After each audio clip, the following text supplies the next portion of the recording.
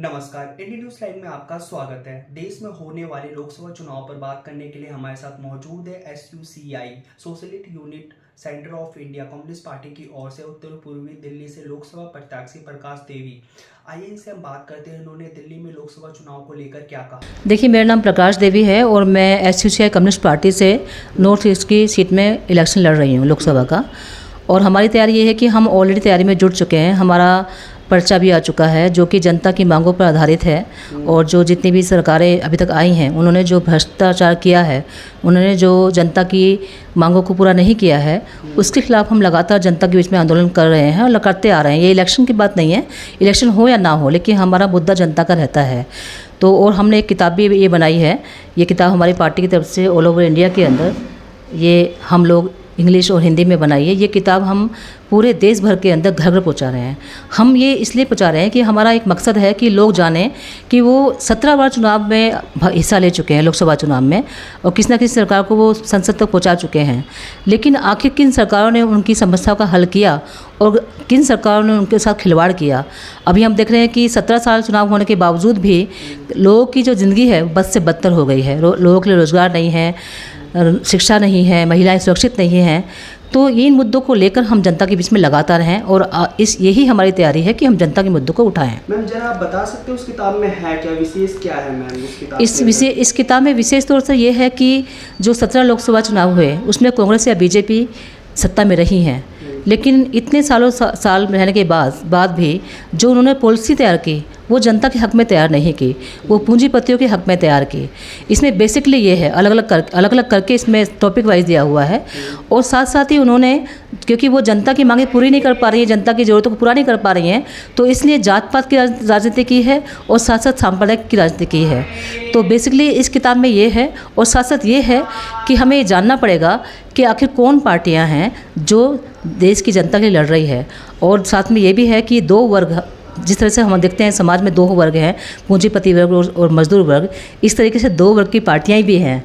और वो है, एक तरफ हम देख रहे हैं कि जो तमाम पार्टियां हैं जो कि पूंजीपरस्त पार्टियां, बुर्जुआ की पार्टियां हैं, वो BJP हो, कांग्रेस हो, आम आदमी पार्टी हो या BSP हो, कोई भी तमाम पार्टियां हो, वो केवल पूंजीपतियों की नीतियों को अपना रही हैं। और दूसरी तरफ एक पार्टी है SUCI कम्युनिस्ट, जो एक मजदूर वर्ग की पार्टी है, जो केवल मजदूर के हक में लड़ रही है। इसमें बेसिकली ये बात है। मैम, एक पार्टी के बारे में बताइए थोड़ा हमें, क्या है पार्टी, कब बनी थी, इसके पार्टी के बारे में। हमारी SUCI कम्युनिस्ट पार्टी का निर्माण कॉमरेड दास घोष, जो हमारे पार्टी के फाउंडर हैं, उन्होंने 1948 में किया था।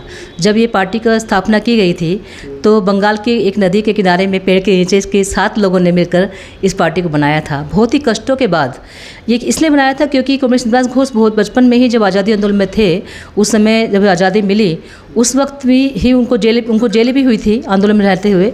उन्होंने उसी वक्त ये समझ लिया था कि जितनी भी वामपंथी पार्टियां हैं जो वामपंथ का नाम लेके आ रही हैं, वो पार्टियां एक्चुअली में कभी भी वामपंथ को सही से पहचान भी नहीं पाई हैं। और जिस तरीके से आज़ादी मिल रही है वो पूंजीपतियों के हक में ही, पूंजीपतियों के हाथ में ही थाली में सजा के आज़ादी दे दी गई और कोई पार्टी इसको विरोध नहीं कर रही है। और खासकर जो वामपंथी पार्टियाँ हैं जिन्हें देश में देखा जाता था एक उम्मीद के रूप में, वो भी वामपंथ के नाम पर वामपंथ की राजनीति को लेकर नहीं चल रही हैं, केवल नाम लेके चल रही हैं।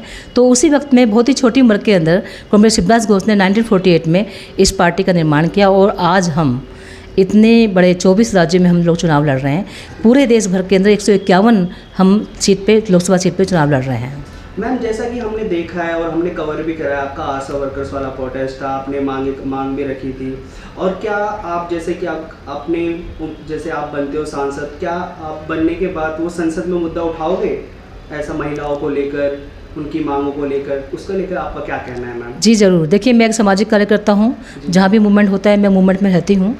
और हमारे पहले भी पूर्व सांसद रहे हैं डॉक्टर तरुण मंडल जयनगर से।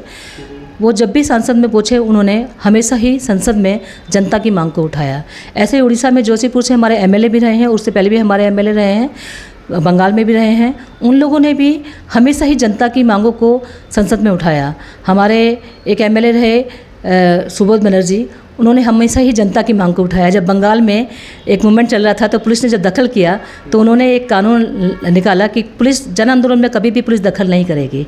और उन्होंने घेराव एक शब्द दिया कि घेराव करो, जो संसद आपका काम नहीं करते हैं, सांसद काम नहीं करते हैं, जो एमएलए आपका काम नहीं करते हैं, उनका घेराव करो। ये जो घेराव जो शब्द है ये उन्होंने ही दिया था। तो हमारी पार्टी शुरू से ही जन आंदोलन की पार्टी रही है, और वो संसद में हो चाहे वो विधानसभा में हो या कहीं भी हो, या काउंसिल केस में हो, वो कहीं भी हो, वो जनता की आवाज़ को उठाती आई है, उठाती ही आएगी।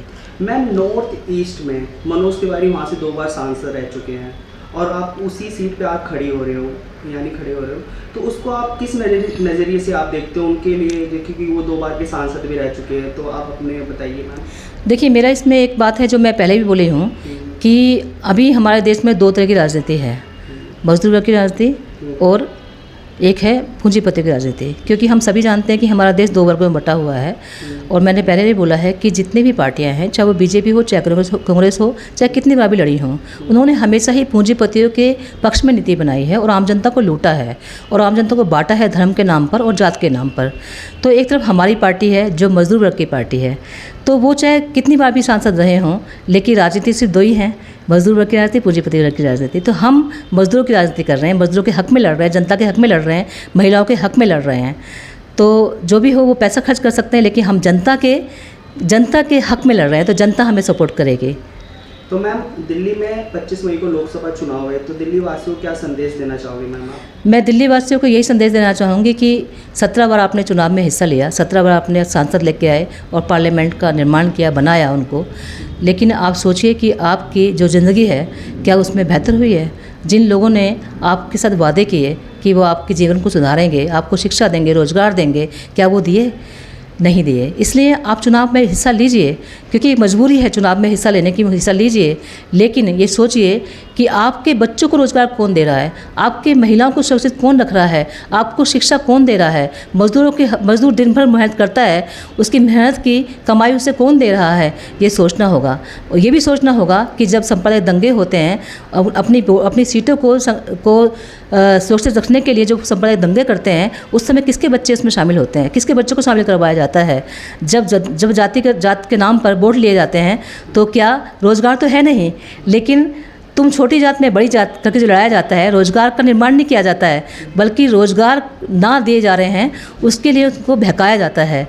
तो जनता से हमारी यही अपील है कि आप ये सोचिए कि 17 बार की लोकसभा चुनावों में आपका जीवन बद से बदतर हुआ है, अच्छा नहीं हुआ है। इसलिए लोगों को राजनीति करनी पड़ेगी। जो बोलते हैं कि राजनीति तो नेताओं की बात है, राजनीति हमें क्या करनी पड़ेगी, लेकिन इसीलिए जनता ठगी आ रही है।